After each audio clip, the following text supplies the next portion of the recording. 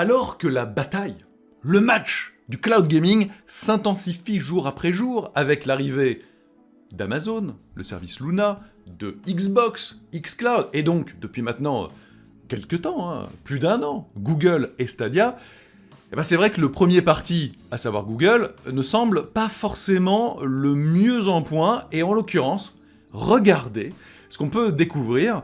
Je suis quand même absolument stupéfait par cette annonce.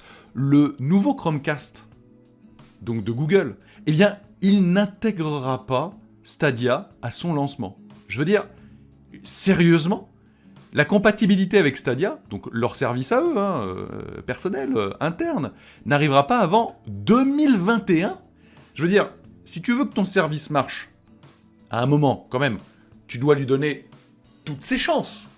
Et quand c'est en interne, normalement, tu dois privilégier tes propres services. Je veux dire, ça me paraît logique. Eh ben non, pas pour Google. Je ne comprends pas. Alors j'imagine bien qu'il doit avoir des spécificités techniques, X, Y et compagnie.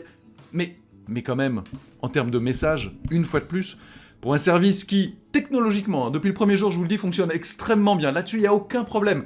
Mais qui, en termes de communication et d'appétence avec le public et les joueurs, globalement, et le grand public a bien du mal à s'installer, bah c'est pas une force supplémentaire que de lancer un nouvel appareil qui permettrait d'utiliser le service de cloud de Google, et qui ne le fera pas avant plusieurs mois. Enfin, je veux dire, c'est une aberration complète, tout comme c'est une aberration d'avoir annoncé tant de services de compatibilité YouTube avec les YouTubeurs et machin, etc. Moi, j'attends que ça, depuis la première conférence, et que ce ne soit toujours pas, à l'heure où je vous parle, en service pour la plupart de ces fonctionnalités.